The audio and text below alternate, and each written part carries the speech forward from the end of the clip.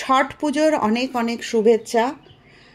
আজকে আমি ঠেকুয়া বানিয়েছিলাম, তো ঠেকুয়া বানাতে বানাতে মনে হলো ছট পুজোর সম্পর্কে কিছু কথা সকলের সঙ্গে শেয়ার করি তোমাদের সঙ্গে। বন্ধুরা, ছট পুজো অ্যাকচুয়ালি 4 দিন আগে থেকেই শুরু হয়েছে।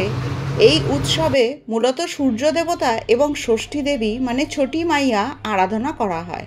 মোট 4 দিন ধরে এই পুজো চলে। এই পুজো পৃথিবীর জীবনচক্র বজায় রাখার জন্য, ফসলের সমৃদ্ধির জন্য, রোগ শোক নাশ ও দীর্ঘ জীবন লাভের জন্য করা হয়।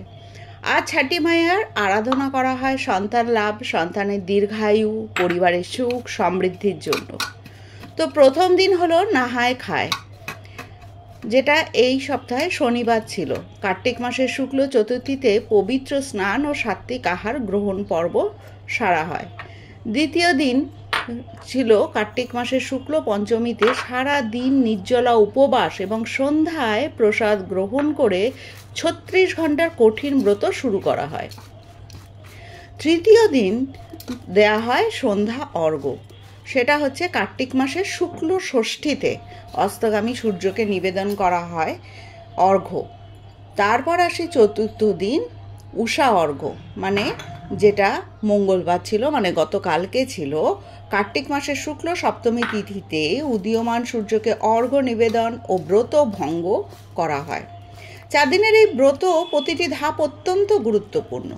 যেমন নাহায় খায় মানে প্রথম দিন, এই দিনটিকে শুদ্ধিকরণের দিন বলা হয়।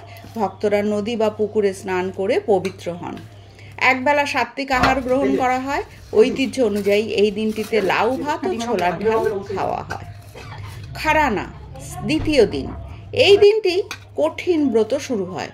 ব্রতী বা উপবাসী মহিলারা সারাদিন নির্জলা উপবাস রাখেন।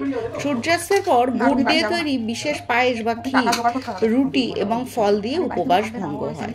এই প্রসাদ গ্রহণের পরই 36 ঘন্টার কঠোর নির্জলা উপবাস শুরু হয়। সন্ধ্যা অর্ঘ্য মূল ছট পুজো তৃতীয় দিন, এটি ছট পুজোর প্রধান দিন। সন্ধ্যেবেলা ভক্তরা নদী বা জলাশয়ের ঘাটে ভিড় করেন। বাঁশের কুলো বা ডালায় ঠেকুয়া, ফল, আখ, নারকেল ইত্যাদি সাজানো হয়। কোমর পর্যন্ত জলে দাঁড়িয়ে অস্তগামী সূর্যকে অর্ঘ্য নিবেদন করা হয়। এই দিন সূর্যকে ধন্যবাদ জানানো হয় এবং পরিবারের সুখ শান্তি কামনা করা হয়।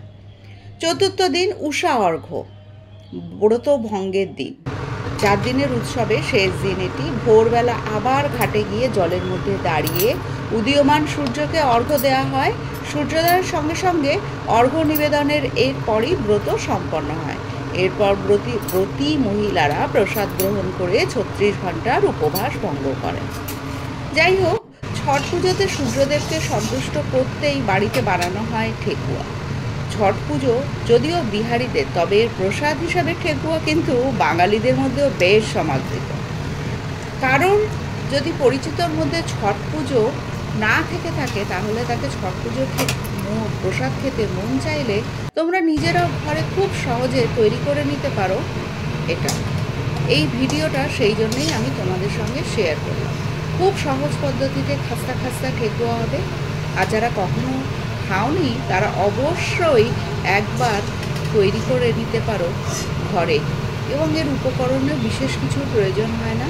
মোটামুটি সবার ঘরেই এটা মজুদ থাকে, চাইলেই বানিয়ে নিতে পারো দারুণ স্বাদের ঠেকুয়া। তো আমি এখানে আটা দিয়েছি, তোমাদের আগেই দেখালাম, নারকেল দিয়েছি, চিনি দিয়েছি, দিয়ে এই তারপরে ভালো করে ময়ান দিয়ে আমি ঘি দিতে পারো বা তেল দিতে পারো, মৌরি দিয়েছি, দিয়ে ভালো করে মেখে নিয়ে তারপরে এইভাবে ভেজে নিয়েছি। এটা কিন্তু মানে আমি কেউ ছাঁচে ফেলে করতে পারে, কেউ ছাঁচে না ফেলেও করতে পারে। দেখো, ভাজার পরে এরকম সুন্দর দেখতে হয়েছে আর এরকম খাস্তা হয়েছে। ভেতরটাও ভাজা হবে, সেজন্য আঁচ কম বেশি করে ভাজতে হবে যাতে পুড়ে না যায়। তো আমার অনেকগুলোই ঠেকুয়া হয়েছিল। আমি প্রায় 1.5 কাপ আটা নিয়েছিলাম, এবং আমি নিজে তো খেয়েছি, বাড়ির লোকেদের খাইয়েছি, এবং আশেপাশে বন্ধুবান্ধবদেরও খাইয়েছি। তো খাওয়ার পরে সবাই এক কথাই বলেছে বেশ বেশ ভালো হয়েছে। তো বাঙালিরা তো কোনো কিছুতেই পিছিয়ে থাকে না, যে উৎসব মানেই উৎসবের সঙ্গে তার একটা খাওয়া দাওয়া জড়িয়ে থাকে।